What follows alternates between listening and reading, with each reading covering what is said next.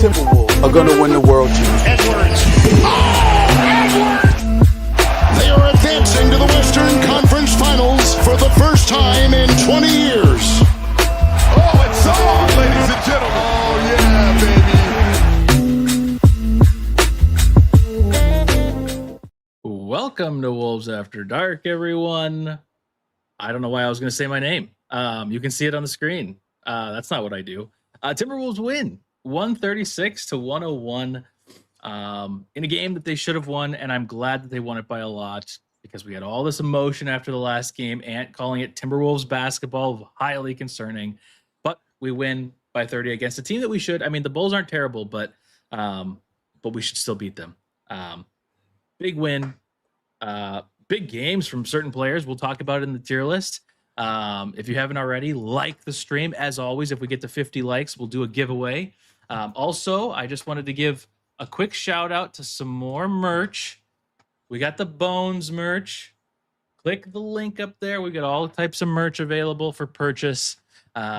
Yes, that there. Yep. Oh, yep. No. But yes, like the stream. Check out the merch. Oh, we did it. We both did it wrong.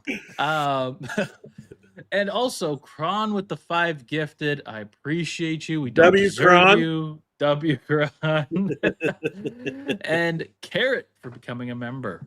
Awesome. Carrot. Well, let's get started. Ashwin, how are you feeling after this game? Apparently I'm on the wrong side. Hey, we had a garbage time game. Can we just give it up for Finch to let the end of the bench play for 5-6 minutes? Exactly. Oh my gosh. I think this was a must-win game. We needed to just punch a team in the fucking throat kind of game. And, I will say some very generic things, but we just shot lights out. We killed it from 3. And second half, they didn't have Kobe White. They didn't have Josh Giddey. They looked inept. They couldn't make anything. Nikola, Vucevic kind of popped off for a little bit there early in the game, but they didn't really have anything going. So hey, about damn time we just pull an offensive stretch and build a lead and not relinquish any lead. I will say that first half kind of pissed me off. The second quarter was cool. Second quarter was cool and all, but took us 10 minutes to get to double-digit points. That's so stupid. And we're against the Chicago Bulls. I hit the over on everything because Nikola Vucevic is their center. I'm getting owned. I don't know. There's so many things that I can talk about this game, but also just conversations that could also be had about just generic stuff in the NBA and how we are a make or miss kind of team. When we are gelling, the ball's moving, the ball goes in the hoop, everyone's feeling good about themselves. That's pretty cool. When the ball doesn't go in the hoop, we start giving up on defense, and it's just pointing fingers and time to blame the coach and everything else. So it's a lot of ebbs and flows, but we're a good team, and it feels good to win like this, even despite maybe the opposition wasn't their best. Yeah, no, I do agree with that, especially for the Bulls side of things. It seems like they were very off tonight. But it also sounds like, I haven't been following the Bulls very closely, but it sounds like they've had a season of runs where they started really hot, really, really bad. Yeah, 6-1 or something, right? Yeah, something weird. I remember Jim Pete saying something about it on the broadcast. But yeah, first half, as you mentioned, was pretty gross. It was kind of one of those games that kind of looked like it was going to be, Ant, just save us, please. We don't know what we're doing, so please just help us. But luckily, the whole team, luckily Naz Reid came to play. This Naz Reid came back. Naz Reid was huge tonight. Julius with 30 assists tonight. Rudy with the same defensive effort. Immediately felt that, which is good. Feels good to have this many good Rudy games in a row. A lot of good things to see. Finch playing the guys at the end. I can't remember if it was Jack in the Discord who, before the game, called out that he's I just want 5 minutes of Yo on bench. And it's oh, you get that. You actually get that. Go to Vegas. Seriously. But no. Pretty fun game. Well, it was a good game. I don't know that it was so fun. There was some fun Ant moments. Ant had some really nice turnarounds. And just, I mean, he just looked on tonight from an offensive standpoint. But yeah, I don't have too much else to say about the game as a whole. We could get into some player specifics if you wanted to. I would love to. I want to also just kind of break down like what it means to be an NBA player, what it means to be a leader of a team. And we're going to have this conversation throughout the entire season and probably like years beyond. Oh my God, we're going to, Cameron, you're locked in with me for years beyond, apparently. And we're going to be talking about this as like Ant as a leader. Can this be a leader, like a championship team with Ant as the head and the leader, and just by play alone, everyone locks in.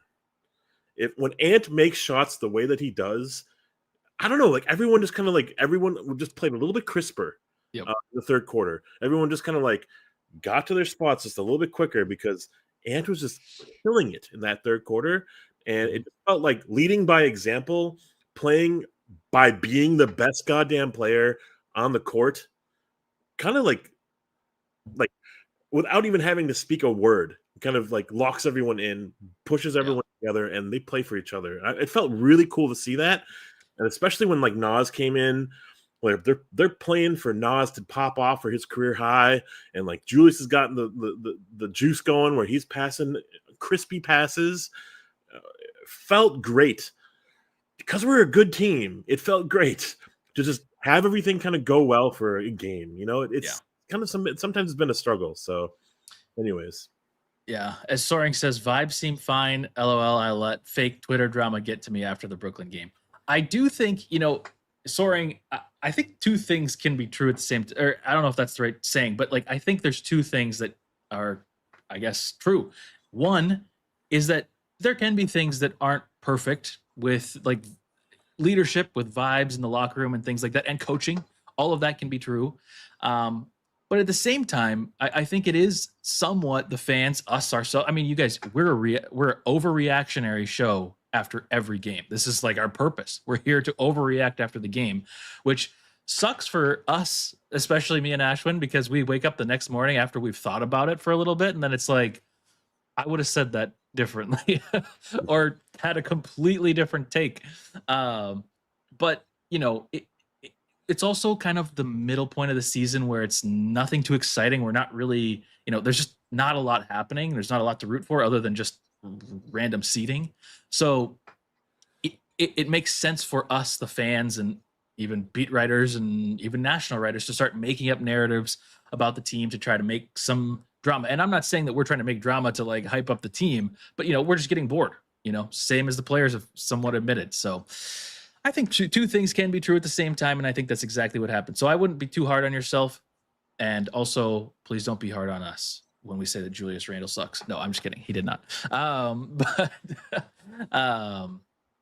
yeah, I mean, that's such a great point. Like, we're just looking for answers, and we were just in the conference finals 2 seasons in a row, and sometimes we look like ass versus the Cam Thomas Brooklyn Nets, and we were just like, what's happening? Why are we like throwing away a game, a very winnable game, a very meaningful? It feels meaningless to some players at times in the middle of December, but it's so meaningful because we lost the season series versus Denver in the standings. This game against the Nets or that game against the Nets will matter because we're gonna have to play for our lives. Like, if you know what I mean, like that's the trend that will probably happen towards the end of the season. Winning a game like this is great. This is kind of a trap game. Like, we just started a road trip and like, things like this could be firing. We're firing on all cylinders, but we could also have easily have just like shat the bed and played down to our competition. And even further, when like Giddey went down, we could have just started like throwing passes, lobs to DiVincenzo, and we chose to play, intelligent, like efficient basketball. I don't know. I'm over explaining this point, but it is okay to feel that way because it's like the team isn't giving you like, top echelon team vibes when we lose games like that. When we play the first quarter of this Bulls game, you know what I mean? Like, something has to kind of click. And dude, it reminds me when we click, when we lock in, when Nas hits threes, we're such a beautiful team because we're not like playing differently. We're not trying to like play to the refs. We're not playing, like to get a call. We're playing great basketball. The ball moves, the ball zips around. I don't know, man. It felt great to just win the way that we did and see what happens. Let's see how this kind of translates through the new year. For sure. For sure. Carrot with the $2 super chat. Appreciate you. How far away is Behringer from backup center? I think he's a ways away, but it's also impossible for us to know as fans because this is like the first time we've seen him play actual minutes, or not actual minutes, even just see extended garbage time minutes. Like we haven't seen him play, so we don't really know. I mean, just from a couple things tonight, like he does not look close. Like he's springy, he's kind of fun, he can catch some lobs, but realistically, it's impossible to know, and he's certainly not going to be the same. I mean, to a degree, he can have some of that defensive impact that Gobert has, but Gobert is just a different beast defensively. Like, sure, he's 7 feet tall, similar to Gobert, and he's going to be a rim protector. Yes, but he's just a different person, and he's significantly younger, and not even just significantly younger. He is significantly young. Like he is very young. So we just need more time. He needs more time. But hopefully, and this is also another reason to care about these kind of middle of the season games, you want to be up by a lot against teams that you should be, because then you have your developmental players play real NBA minutes against real NBA players. And then it gives Finch the ability to be like, okay, I can extend the leash for some of these players that I might be a little bit more worried about, to maybe throw in Dillingham in moments where it's like, okay, this is maybe if we were 500, I probably wouldn't want to because I want to save the win, but things like that. So anyways, we're getting very specific. Go ahead. I don't know. I just have Baby Baguette in my head, so I'm going to say the words Baby Baguette.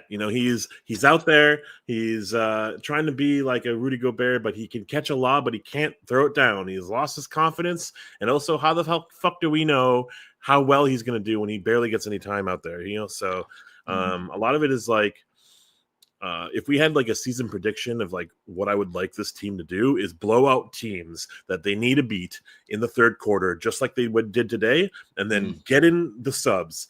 Garbage time games are great sometimes in those meaningless kind of game, in the middle of the season, just to see what other pieces we have, because a significant trade is maybe not in our cards this season. And so what other player could emerge? What other kind of utilization of the roster can we kind of implement?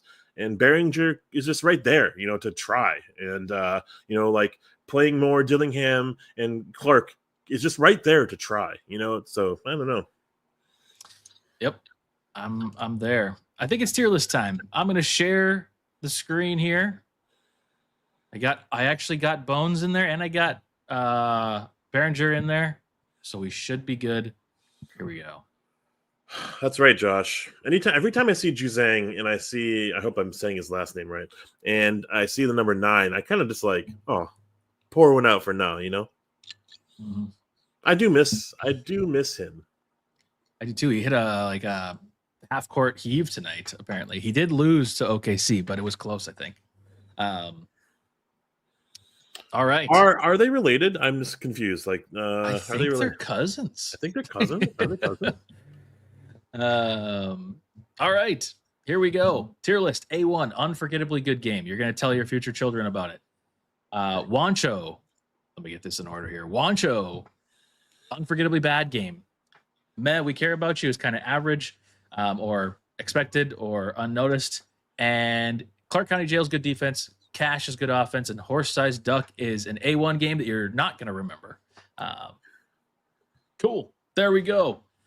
What was the inception of? I mean, I missed so much of the Wolves After Dark lore of this year. But how did Horse-Sized Duck come out? Like, what came? Like, how did that come to be? It's a great question. I barely remember. All I remember is that chat started bringing it up, and they stared talking about how it was a Julius Randle, a duck-sized horse thing. Or a horse-sized duck kind of thing. It was like 100 Julius Randles versus Julius Randle. I don't know. It was something along those lines. And then we got the horse-sized duck at some point, and then that became the tier. But Anyways, let's get started with. Well, I think we can quickly go through some of the rookies. I honestly, they were fine. I don't have anything super, or the rookies. I don't know, all the garbage time players, Ooh, which I don't even have all of them, but I feel like they were. Man, I should pull up stats too. I don't have any super strong feelings about anybody down there. Of course, it's garbage time too, so it's like impossible. We shout got out to Rob Miller. Dillingham. He looked good. He looked good in whatever those 5 minutes were. Yeah. I don't have Johnny Juzang, but I'm sorry, Johnny. He actually had 2 points, 2 rebounds, 2 assists, and 1 steal. Johnny, whoop, Johnny. That's crazy. I was just watching a video about that. Probably the same video. Same video.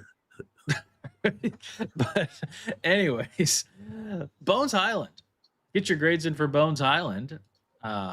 He's played, how many minutes did he play? He only played 14 minutes, but he had 12 points in those 14 minutes. He was 5 of 8, had 2 fouls, 1 assist, 1 steal, 1 block. To me, I mean, he had pretty fantastic energy tonight, and I felt like every time he was out there, I was having a good time. Yet again, saying the same things over and over again, but it's like he just, I don't know, having him out there, it feels like somebody in the Discord said it very well, and I don't remember who said it, but it was like Bones is like the only one when he's out there really feels like they have like a concrete plan with what they're doing with the ball. Everybody else, I think it was Big Boy maybe. It just said it's like a random it's just like a random wheel of like, okay, do I do this? Do I do this? And it doesn't matter. Like Julius is 100% that. Ant is that to a degree. Rudy is definitely that as well. So it's just like having somebody that knows exactly what they're doing and is fairly controlled while doing that feels good. So for me, I don't know. I love Bones. Shout out Bones. That sure looks good on you, man. I saw you getting up and doing a little like 360, and I was like, yeah. "Oh, look at that ass!" Yep. And I mean, what? There we go. We're talking about it again. But yes, I think he played really good. I think I don't know where to put him. Honestly, probably just a nice. I don't know that I necessarily want to be like going cash for 14 minutes of play, but it felt like cash, but it wasn't really that many minutes. And so, yeah, I think I'd probably settle around a nice. What do you say? Cash. What say you? What say me? Cash. It is so fun to be a Timberwolves fan where Bones Highland is off your bench and he's just fun energy. He's good vibes and he's playing like a Jamal Crawford kind of like insert an offense kind of, playmaker kind of style. And he's just fun to root for. And like he can make mistakes here and there, and I'm not like super worried about it. Like he had a block shot, he had a steal, he like kind of did all sorts of other things, and I think he's learned, and we've talked about this ad nauseum, that he's learned with his time off that like he's playing for second and third and fourth contracts now, right? So he's like he's giving a shit more than he's like saying he's here to stay. He's like trying to earn his keep, and I also think that the vibes are good with him and Ant.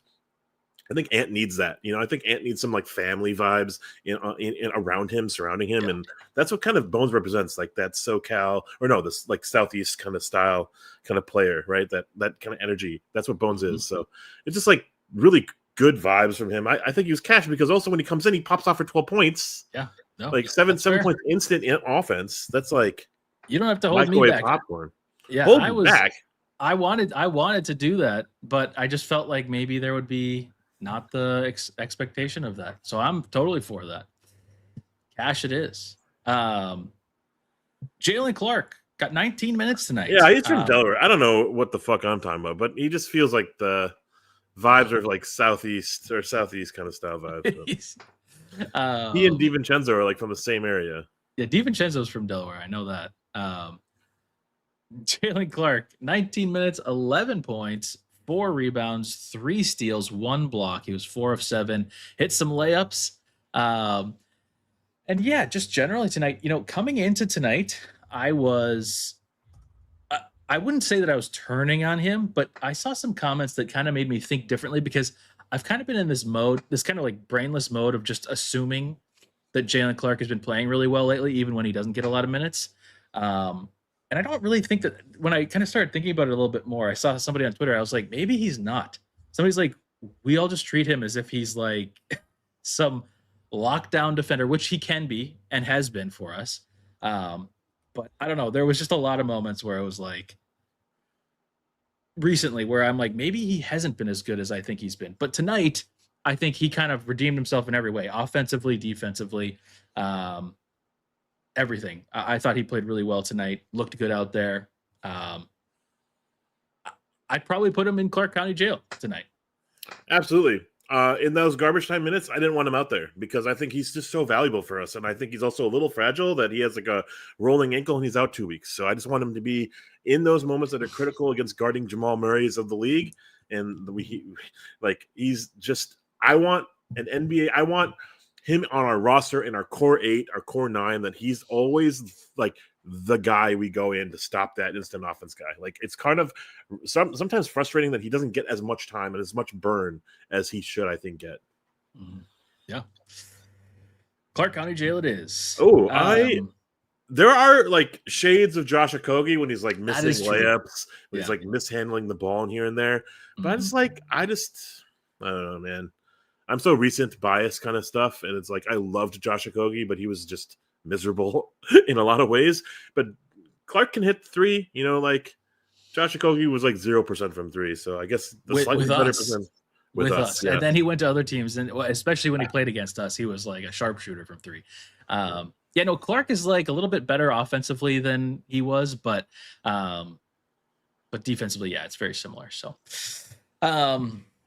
next up, let's do Mike. Let's get Mike out of the way. Mike, he played 18 minutes, had 2 points. He ended up being a +10 because he was out there a lot for the fourth. Was he out there a lot or just a little? It was only 4 minutes, I guess, but felt like a long time. Look at your stats, man. No, Mike was okay, but I don't know. The first half, he played 8 minutes, and I went to the Discord and I said, okay, we're done. We don't need it anymore. I saw that. I mean, Bones is playing well. You added Finch. Yeah. It's like Bones has been playing super well. And, we've been surviving without him. We just really don't need that. So I don't know. It was frustrating to me to see him out there. I'm just going old. It's just old. I don't have anything nice to say. It's old. Neither do I. Cool. Next up, Dante DiVincenzo. Ooh, the capo said it best with three messages. He was -2 until the 4th. Yeah, okay. Mike was old. Mike was bad. Yeah. Come on the show, man. For real. We'll need you for moments like that. Where did Dante go? I lost his stats. There you go. He only played 27 minutes tonight. 27 minutes. I lost it again. 12 points, 6 rebounds, 3 assists. He was 4 of 10. Dude, he hits 4 shots every night. It's crazy. But, I don't know. I mean, he didn't play a ton, but he didn't feel terrible to me. He didn't feel great to me either. I felt like there was a moment in the game where I felt like he had missed a ton of shots.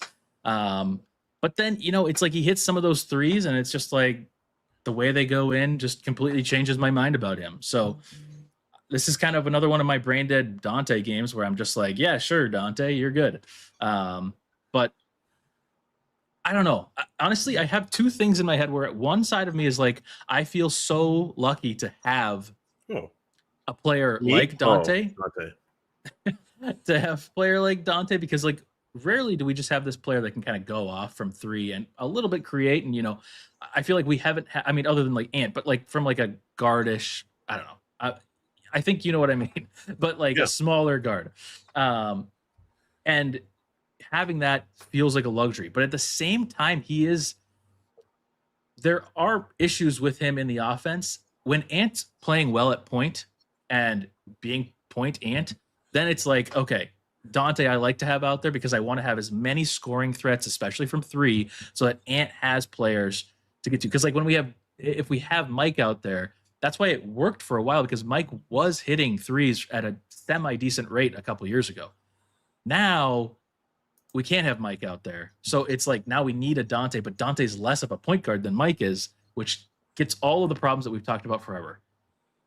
Long story short, I think he was probably a meh tonight. I don't know. I don't have any, maybe nice. But I do think one thing, somebody left a comment on the last video and said that we were missing the point on Dante or something like that. I can't remember what it was. And I do agree with some of the points that they said. Like, he does have a lot of hustle plays. He plays in a very different way than other players on our team play. I don't necessarily question his drive, or like when we start talking about people's effort and things like that, I'm never questioning Dante. Dante is never that player. It's just a matter of like how good of a shooter is he on a particular given night. Of course, this tier list is only nightly, so it's like hard for us to do that. But anyways, my long tangent. I'm somewhere in a meh to nice, but that's not saying that I didn't like Dante tonight. It's just that I don't feel super positive or super negative about him specifically tonight. So you're just like meh. I'm meh plus nice minus. I guess Ooh. since my normal rules of him in between, I just go up, but I don't know. I think he was nice. And I have almost the exact same kind of commentary that you did, so I'm not going to like double explain, but I think it's more the offense than it is Dante. Yeah. Dante's like asked to be in that Derek Fisher point guard role when he's really just a shooter. Right? And he's not running any offense because he's not supposed to, because he's never really been asked to until now, until this season. And our starting five looks great. Yeah. But it's because Randall kind of is that contact of the point forward, point Julius experience. When it's clicking, it looks great. It's okay that Dante occasionally brings the ball up. It's okay that Ant brings the ball up. And it's weird, right? When any one of those three people, or even like some Jaden sometimes does it, it's just kind of weird. That's like the offense. It's like giving the defense different looks of the exact same action, right? That's like kind of our wild card. Whoa, Dante's bringing the ball up and he's useless. When he brings the ball up, he does not do anything on the play. He will give the ball to Gobert or Ant and then just run off to the side and not get part of the action. When he is a shooter, spaced out, waiting for the ball, spot up shot from the corner or from like his spot on around the key, like he's awesome. When he's trying to ad lib, he is not really doing anything for us.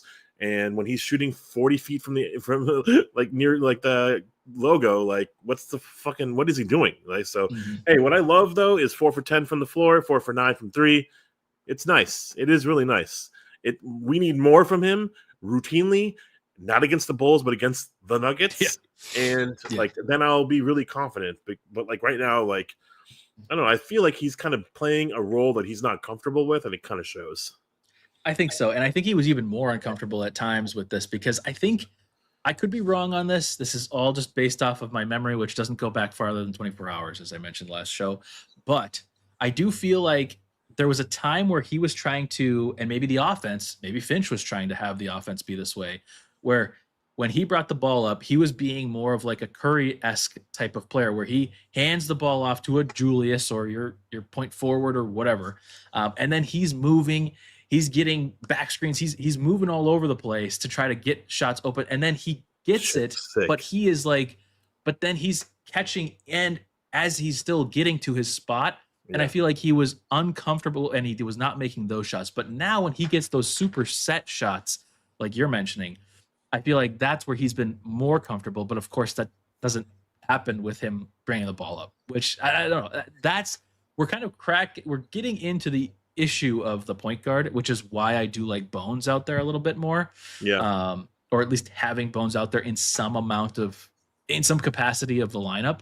It can have Dante in it. It's just, I just want to see that, because I feel like that works better for Dante. That works better for Ant, and Ant can do more now. Ant has taken a step this year playmaking wise, which feels good. Still has a lot of turnovers, but still, I mean, that's just going to happen with a high usage player, especially one that hasn't been a point guard. So I'm okay with the turnovers from Ant, and I like having people out there like Dante who could potentially bring the ball up, along with Bones, along with Randall, and Nas even to a degree at times. I haven't felt as confident with Nas's ability this year, but still, it's a possibility. So anyways, I'm making way too long of a tangent for Dante. Dude, keep talking. That was awesome. Also, I'm going to highlight this comment that King Jack made. This has been a problem, kind of like bugaboo or whatever, boogaboo, whatever people say, for the season at large. we're lazy. We're not playing kind of crispy, and we are throwing possessions away. We are exaggerating defense at times, kind of trying to reach for steals, and then those turnovers turn into easy layups for Cam Thomas and ones for those types of players.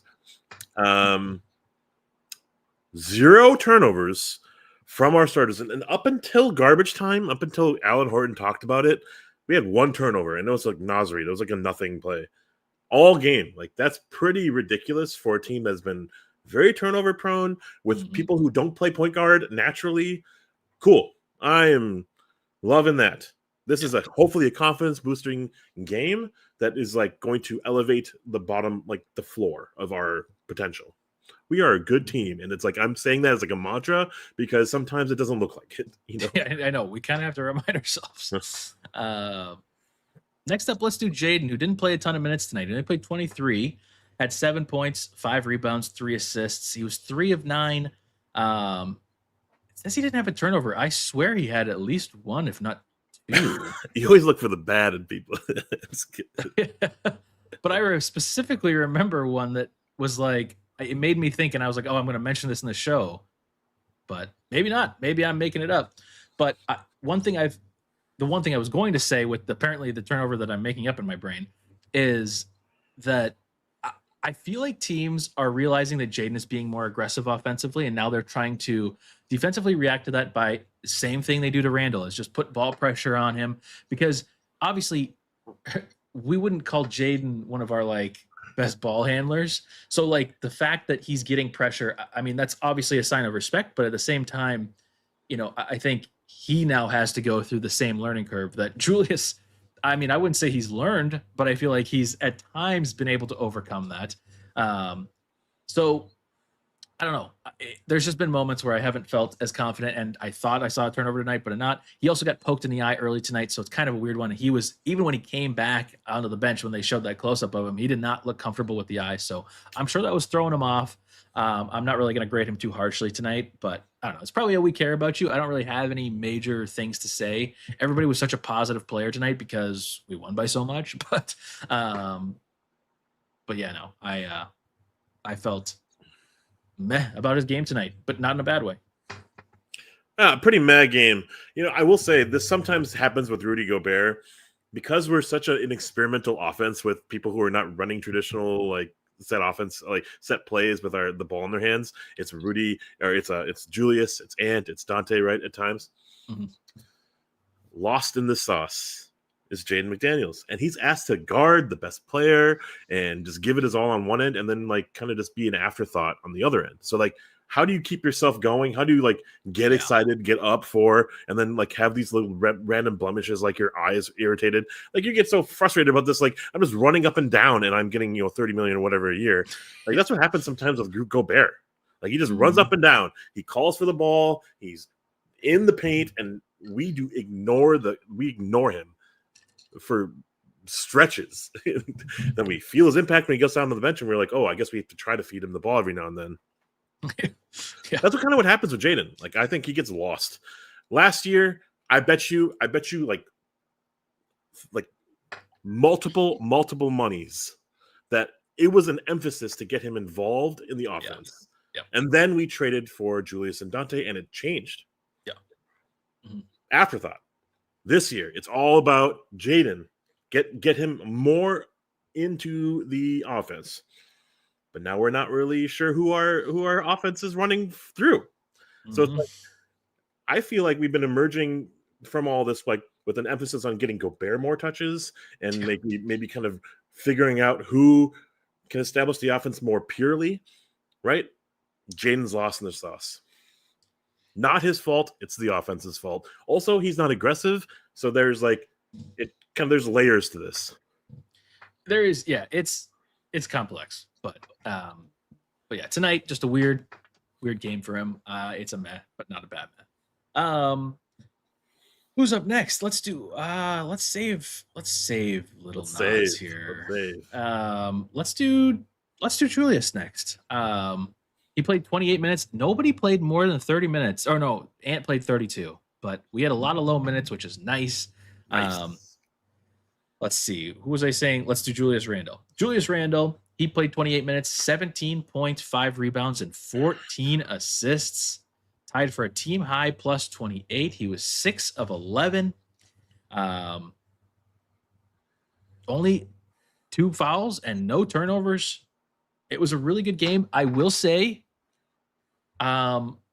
he still doesn't feel 100% right to me. Like, he just feels still, after weeks and weeks, he still feels kind of frantic out there. We were talking about it in the Discord a little bit about, especially defensively, he's playing so aggressively defensively, which of course I don't want to like complain about him starting to be more active on defense, but it's almost to the point where I'm like, don't get injured. like you're kind of, it's like erratic. It's one thing to just try to stay in front of your person, but he is like, it's like unreal how he's like getting into position like a defensive lineman or something. He's like, oh. it's kind of scary because that's not how he normally plays. And honestly, I feel like normally his defense, I know he's not like a defensive player, but like for who he is on our team in the scheme, it's been fine. But I think what's happening is his shot, I know he shot 6 of 11, but still in general, I feel like he would probably agree that his shot isn't perfect right now. And I feel like he's trying to compensate that by playing better defense. But at the same time, he still shot 6 of 11, had 14 assists tonight. He's finding everyone wide open, which is fantastic, especially for somebody that I feel like hasn't had their shot on recently. Normally defenses would be maybe a little bit more lax with that, but I don't know. I think he played really good tonight. I don't know where I'll put him tonight. I have actually no clue. So I'm curious to know what you think about Julius tonight. This is not a stats driven show. We don't just like recite like on off percentages here and there. Hashtag analysis, full on anal, tight booty hole. That's what we are about. It is. Clip that. Clip that. When he did this, I was thinking like, oh, clip that. It is remarkable sometimes the way he gets his offense. The speed in which he drives to the rim and then like casually tosses it up and it floats off, the backboard, and it's just so butter. But oftentimes there's like some problems like with his ISO nonsense and stuff. And when his shot's not going in, like there's an obvious like pack the paint kind of mentality. But he looked great tonight. So defense be damned. Like 14 assists, 17 points. That's what I want out of my big sauce right there. So yeah. Yes, we've got the hashtags in the chat. Perfect. I'm sorry. Did you say a grade at the end there? No, because it doesn't matter. It doesn't matter. Nothing matters. Stream over. I feel like Stranger Things was ass. Yeah, it was. Oh my gosh. Just kidding. There was such a funny tweet that I probably shouldn't even bring up because we don't need to be talking about Stranger Things.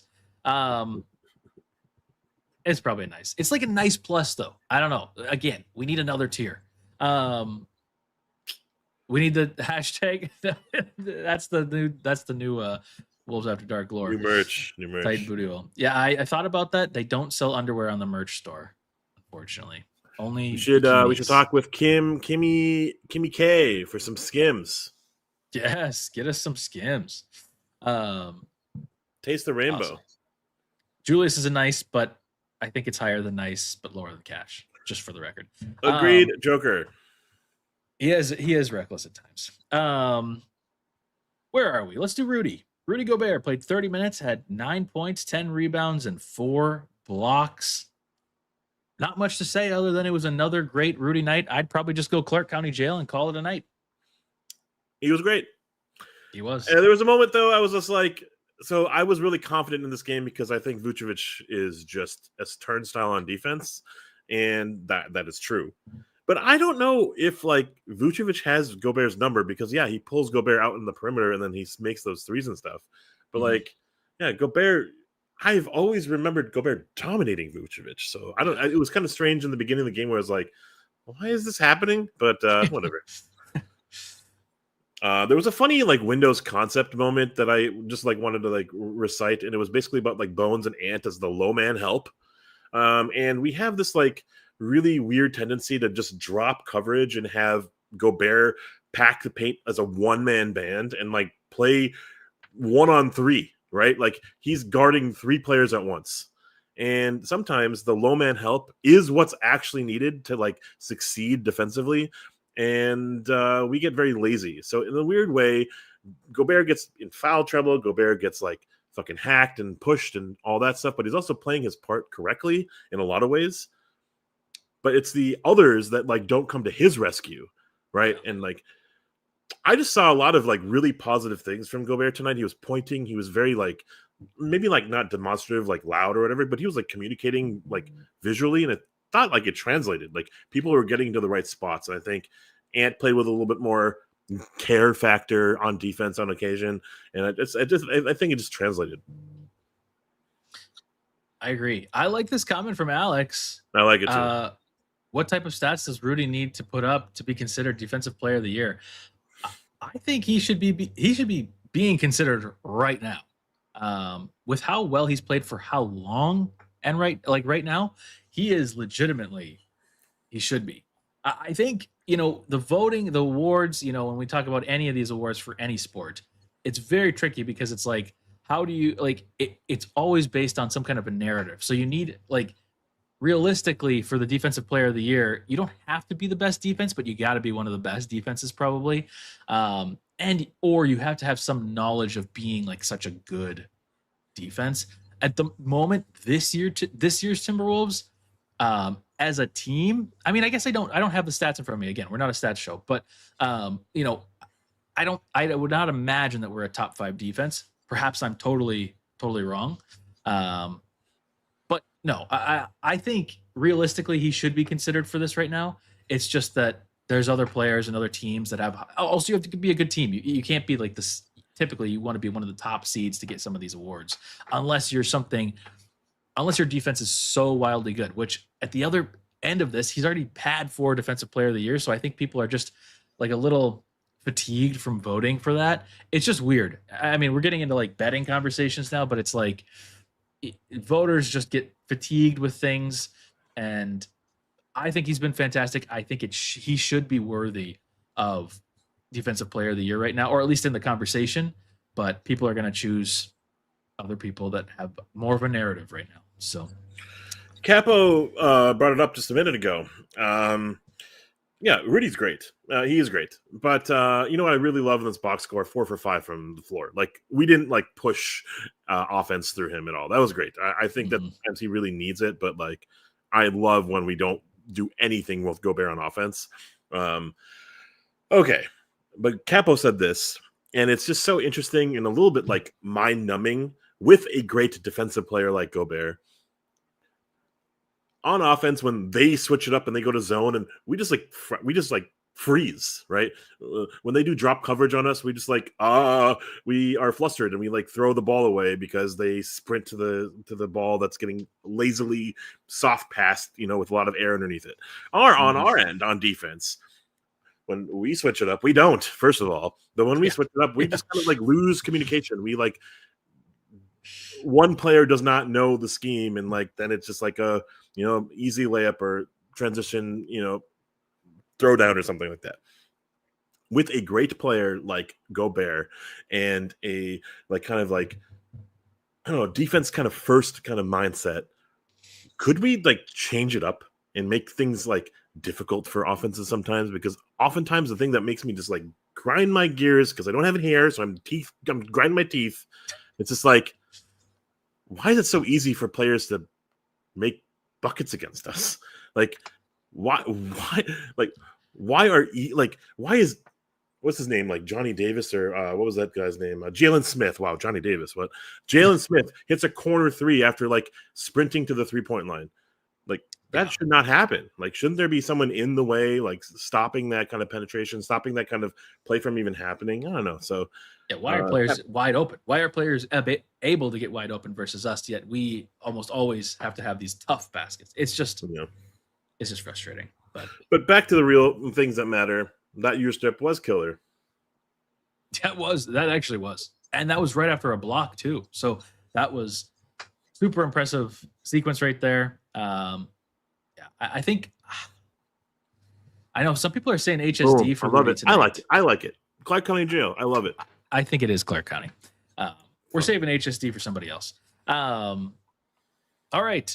Anthony Edwards played 32 minutes, did not score more points than minutes tonight. First time in a while, I feel like. But he scored 23 points, had 4 assists. He was 9 of 13, insane efficiency, 2 of 5 from 3, but had just some incredible turnaround step back jumpers. MJ-esque, very good looking in Chicago. Seems like he's always dialed in Chicago, and it's probably because his dad played there. Oh, wow. But no, Ant looked incredible tonight. No turnovers as mentioned for the starters, so he's one of the starters. But at the same time, this wasn't like, I mean, I'm probably going to go cash just because he was so hot and he was 9 of 13. So like that's cash worthy, I feel like, just from a shooting perspective. And also there was that moment where we were down by a little bit and he comes right back into the game and scores like 9 points immediately. Yeah. And it was like, okay, Ant saves us. So I'd probably go cash, but I could see somebody argue for nice because we do this based off of expectations for a player. And it's like, if we're just going off of points, like, sure, we expect Ant to have like closer to 30 points. But I mean, I don't know that I'm going to be splitting those hairs today because this still felt amazing to me. Unbelievable. I thought it was unbelievable. But, he didn't really like wow in the stats sheet. So, like, I don't know what to really grade him. I thought he was sensational tonight.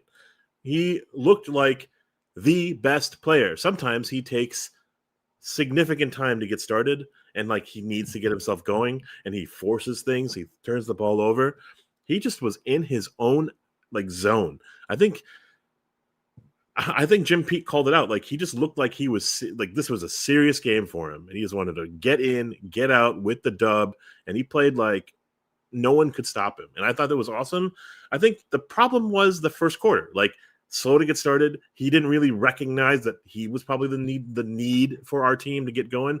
And maybe there was like an emphasis to get other people going pregame. Like it was so stupid. Like, oh, let's get Dante a bunch of threes. Like I think Ant needs to kind of recognize this in the moment, take over, right? Because it's like no one's making anything. Let's take over. So that's maybe the next level for him. But that wasn't necessarily his call to action this game. He killed it tonight. I loved it. I did too. We're going to put him in cash. And last but not least, Naz Reid, not a starter, so it's a big deal that he's the last person on the tier list. 27 minutes, 33 points, 7 rebounds, 3 assists. He was a flamethrower tonight. 11 of 18, 6 of 10 from 3. Did have 1 turnover. Not many of those happened tonight. We only had 3 turnovers as a team. Am I seeing this correctly? Yeah. That's insane. But no, this was like, I don't think it was A1 because I do think I will forget this game. But this was like the easiest HSD game in recent memory. This was amazing. He was, I mean, he was just on fire all night, and it looked good. It sounded good. He was laughing. He's been smiling a lot on the court recently. Dude, that smile is good. That is a great smile. He's got the best smile on the Wolves, best smile in the league, maybe. Mm-hmm. But no, that was awesome to watch. And this is the Naz where you see this and you're like, whoa. I mean, this is obviously not an outlier, but like obviously on the upper echelon of like his ceiling of how good he can be.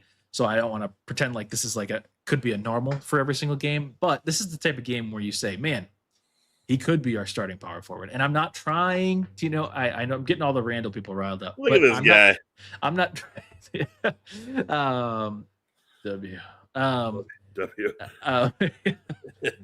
But it's one of those games where you're like, oh man, seeing him as like the 4 on the team might be kind of fun. But but no, just besides that, that's a conversation for a different day. Maybe not. But easy HST tonight. I have no further comments. Honestly, I could talk about it for an hour, but I won't because we actually wanted to make this short show, and it's going to go for an hour anyways. He hit one corner 3, and he went to the other corner, hit the other corner 3. He has a sick handle at times when he's driving to the rim, and he can pull up with his right hand anywhere around the paint. It's butter. 0 fouls, Cameron. There was no bitching in sight. It felt like he was zoned in.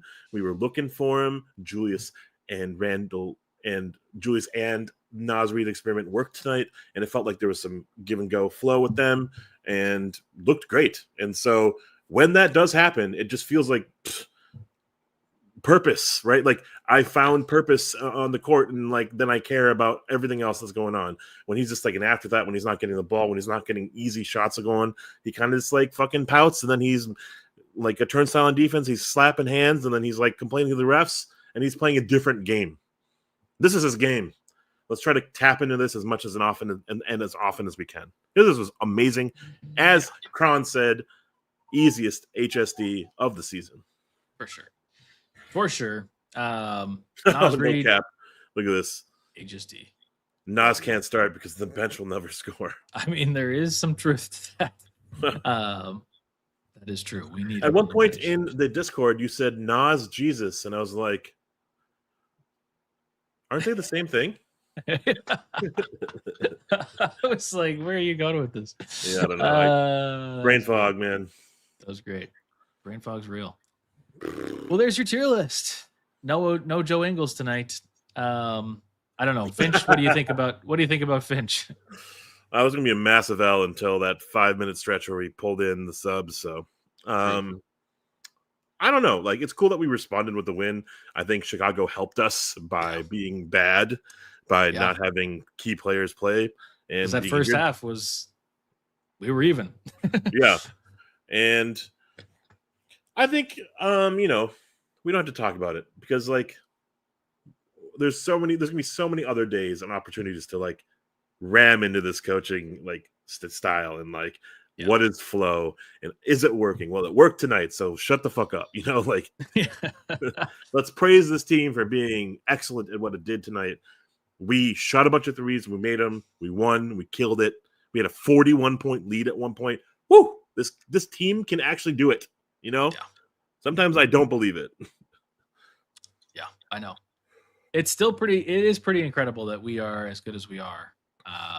Because just 4 years ago, maybe more than 4 years, maybe it has been 5 years now, but 5 years ago, we weren't looking so hot and we didn't know what the future was. We didn't know anything. And now we're 21-12 after tonight. I don't know what that means standing wise. We're probably still the 6th seed if I had to guess.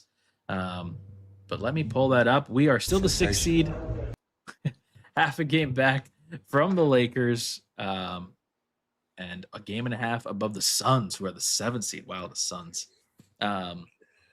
Yeah. Isn't that weird? The 4-guard lineup Suns. Yeah, it's pretty nuts. I don't necessarily need to sing Dylan Brooks praises on a Wolves podcast, but like, I don't know, man. He's a good identity shifter for sure. I have changed my mind a little bit. Now, don't get me wrong. When we go up against him, I hate him, and I want and everybody to do all the normal antics that they do with him. I'm down for that. But there was a conversation in the Discord. Shout out the Discord, link in the bio. But actually, I hope that link works. I realize now that I changed everything in the Discord.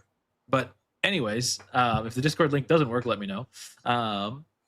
But he is one of those. We were kind of recently talking about having, the team maybe not having enough effort and things like that. And I think the thing that we really need is an instigator. And we need an instigator because if we get an instigator to a degree, like, okay, yes, Pat Bev was good because he was hard on people. He held people accountable. And that's why people talk about him being somebody that could be on the team. But when you have an instigator on your team and then they start, getting into things with the opposing team, then that means that everybody has to rally behind them. So they are forced to care. So if you have an instigator like Dylan Brooks, I think it helps your team. So I would say, of course, they're not going to get rid of him at this point, but like, man, I'm not opposed to having Dylan Brooks on the Timberwolves. But I just think that's what we need. I don't know who that is right now. I mean, there's like Alvarado's available. I don't know how much of an instigator he is. I mean, he just got in a fight, but it's different. So, if I could just if we were on like Twitter live and I could just like spam heart emojis, That's what I would be doing right now. That is that I love that like commentary. Like that is like kind of the spirit of like why basketball can be so fun sometimes when someone gets up for your teammates and like everyone plays to that kind of level and like the give a fuckery is so high because one player is like changing the course of the game with just effort, right? Is it Dante? Probably not. Is it Gobert? I don't know, man. I don't know. Could it be Clark? Potentially. Maybe. Yeah. Honestly, it's Ant for us. When Ant just kind of gets in that zone, it is butter. It is pure. It's fucking sexy as hell. And then he also just slams it in your face with taunts and like, shit talk. And it's awesome. And it's just so pure. It's like, that's what basketball is for me sometimes. It's like that moment where it's like everyone's playing for each other. And that guy can give no fuck and just makes those shots and like shuts up everyone else. The fans go silent. It's like, oh my God, it can be so sick sometimes. Yes. But I agree with you. The only thing that I would say that's slightly different is that I love Ant being a part-time instigator, but our full-time instigator needs to be somebody that we can survive with if they get ejected from a game. Because I don't want that to be like Alvarado versus Ant or something like that, and then they both get thrown out because that is not okay. But when we lost like a Pat Bev or if it was a Dylan Brooks, like we're talking about, we can survive that. So it would be great if it was like, be great if our instigator was Dillingham. But that's not happening, right? Twinkle toes? But The tippy toes. Yeah, he's more. Yeah, I mean, I see you, oh Josh, or oh gosh, in terms of like, let's talk about a backup center stuff. I would love to. Not the show. Not the show for us tonight. We're not going to do it. But in a lot of ways, we need lots of little things, and we need to do it from within. Like, that's kind of what we were talking about a little bit earlier, is that I don't know if any significant trade, like you just said Alex Len or something. Like, I'm not getting up for 5 minutes of Alex Len. Like, that's not going to change the trajectory of our team. So, actually, in any instance, I would rather have Nas and Julius fuck around and figure it out instead of Alex Len for 5 minutes. But that's not like calling you out or anything. It's just like, what big can change this course of the season? I don't know. We just beat a team by 40, so like, let's see if this can roll into something. Got to be patient in these situations from a front office standpoint. Honestly, you can't you can't move quickly in these moments. Unfortunately, you kind of have to stew in it a little bit and see what happens. So interesting. I don't want. Oh my God, my brain. I don't want to say this because it's going to sound like we're downplaying what we just did, what we just talked about, and also just like the season in general. We just got to the conference finals to do back-to-back seasons, but also like, I don't want to say this. I am saying this. Is it weird that like I feel like this season isn't like we're not like, to me it feels like this season, oh my God, because OKC and Denver and like those teams are so good, we could have maybe pushed for another player, but are we like trying to like find the peak at another instance in time and not this season? I don't want to say that out loud, but I did. So don't quote me on it. Don't clip it. But like, it doesn't feel like this season because like we stood pat. We didn't like make any changes. So it's like we're good with what we have. Something's going to ascend us, and it's going to come from within. And we're not playing the young guys. We're playing DiVincenzo. That's our big switch up. We're playing DiVincenzo in the starting lineup. So it's like, is this not really? Is this like leading into a future season that will be the season? I think so. I 100% agree with you. And you've kind of just like, you've said like everything that I've been thinking that I just can't spit out, but you said it exactly how I believe in it. I think that this is, for example A, I can't speak on it, but it's like, I do think that this is the whole philosophy from Tim Connolly has been take big risks, but have like a high floor. Because you want to be able to have this team. Like this team, would you bet money that this team wins the title this year? At this moment in time, probably not. I'm not saying it's impossible, but like I'm not confidently putting down a wager that the Timberwolves are going to win the finals. Don't watch our preseason show, by the way. Except don't watch that. And that's why I said this moment. But no, like I'm not I'm not positive in this exact moment. But we're possible to do that. And this season, we still have a lot of things to have. Ant's still 24. He's learning on becoming a primary ball handler. We're still, we're in, what is it, year 2 or 2.5? I can't even know, of like Randall, and it's year 2, right? Am I crazy? I don't know. Yeah, Anyways, you're not crazy, or maybe you are, but it is year 2. It's year 2 of like Randall and Dante fitting in, like you said, Dante like playing in the starting lineup. Like that's experimenting. But at the same time, this isn't experimenting that's like, hey, if it doesn't work out, you're going to go 17-63 or whatever the record would be. Like you're going to end up being, at worst, I think this team is like a 500 team, which isn't good in the West. In the West, that's going to be bad. You're going to be a play-in team and maybe not even. But you're capable of winning a lot of games, especially with continuity, which has not done so much for us. Record-wise, it has. But I think everybody can sit here and say, like, hey, does this team feel like a 21-12 team?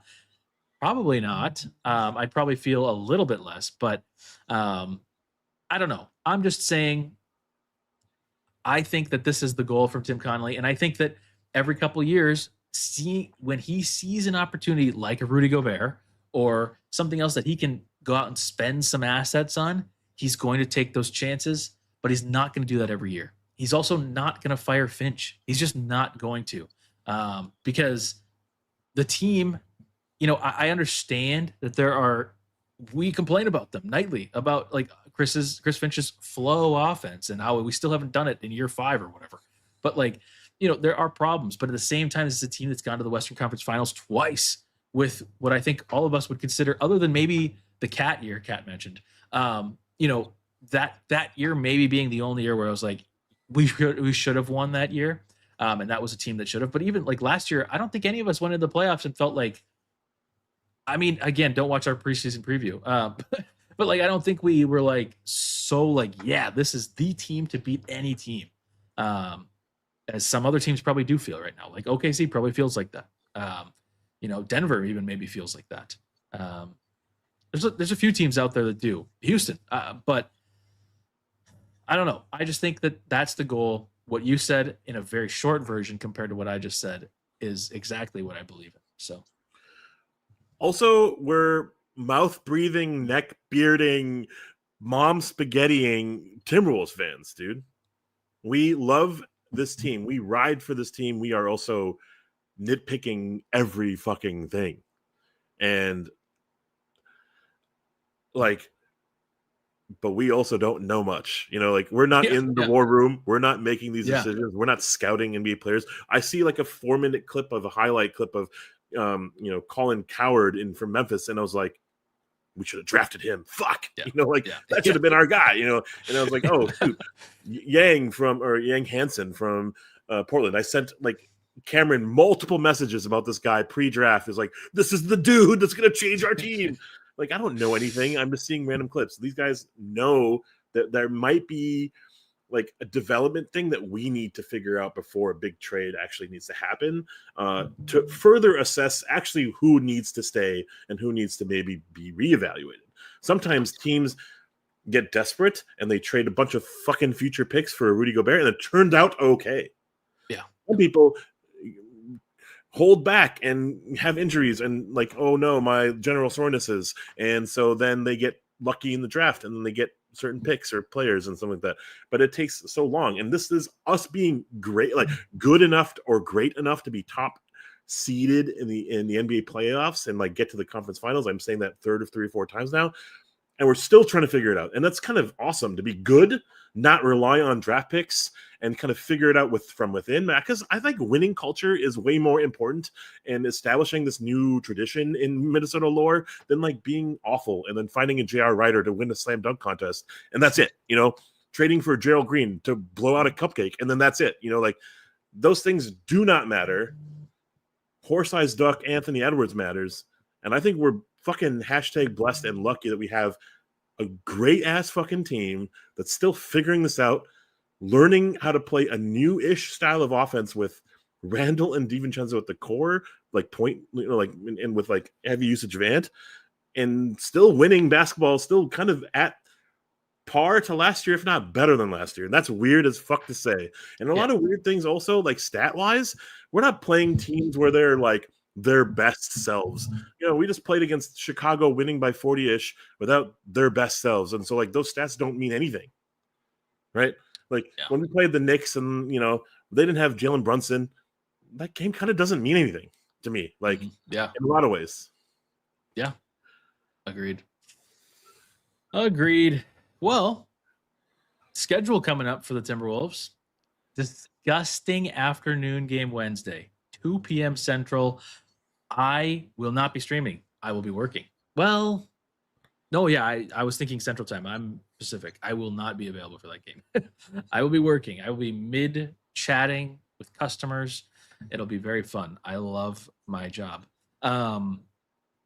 Saturday, another disgusting afternoon game. It's not as disgusting, but it's 4 p.m. I think I'm available for that. I can't remember, but it's against the Heat. I didn't even say we play the Hawks on Wednesday. And then we play the Wizards on Sunday. So a back-to-back Saturday, Sunday, another kind of earlier game, 5 p.m. Central. Weird times for these games. I don't really understand it. I guess it's because it's the holidays or whatever, but very strange to me. But so it's Hawks, Heat, Wizards, and then the Hawks again. Or not the Hawks again, the Heat again. How are we feeling about those next 4 games? I think the Hawks are kind of awesome. Like, I don't know where they are in the standings. I haven't followed them religiously or not, but like, I think they're a fun, scrappy team. And so it's going to be a good team, a good fight. I really want us to just spank them, like kick the shit out of them. That's what I want. And I think I feel pretty good, pretty confident going into those games. I just think that also like the rhythm is off when you get a 2 p.m. start. That like some players take naps before the game, so it's like who shows up to those kind of games? Like, I know. Yeah, I don't know. That's bad. But hey, whatever gets you ready to play. Maybe not whatever, but certain things, whatever gets you there. Cool. Well, I think that's it. A nice short 70-minute show. Dude, short show. Hashtag short show. Short show. We did not get to 50 likes on the stream. I know it says 100 at the bottom, but I was too lazy to change it. We get to 28, so we're not going to do a giveaway. However, if you click that link, we've got the Bones merch, and just for tonight, we've got code, one word, Nas Reed for 11% off your order on Bones merch. I like that. Or on anything. Good job. So Nas Reed, one word. That's cool. 2 words. But yes, Nas Reed, 11% off your entire order. Dude, any size. That. Also, I think if you use free ship, you get free shipping. So make sure you do that on orders of 75 or more. But there we go. We got a bunch of merch and got more coming. I'm working on some things. Finally getting into Photoshop and Illustrator a little bit because I was too lazy to continue trying to find people that I don't know if they're doing AI or not AI. So trying to do some stuff on our own. But we got up to 32 likes, 18 more in 10 more seconds, and we'll do a giveaway. But no, I think that's it for us tonight. As I mentioned, I'm not going to be available Wednesday. You're not also, right? I mean, probably not. Probably not. Okay. I'm like, I'm not going to be available, even if it's amazing. But Cole with the last word tonight. Hey, guys, I still don't care for Randall at all. That's amazing, Cole. Awesome. Thanks for sharing.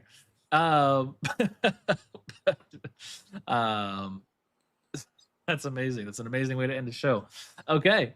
Well, that's it for us tonight. 52 wins is still possible. Intro is the outro. HSD in the chat. We will see you. I don't know, actually. Maybe Saturday. Maybe Sunday.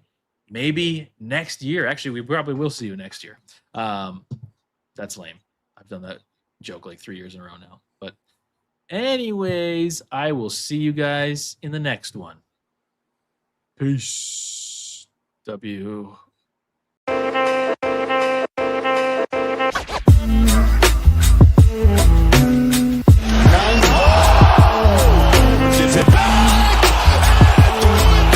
I believe that the Minnesota Timberwolves are going to win the world championships. Edwards.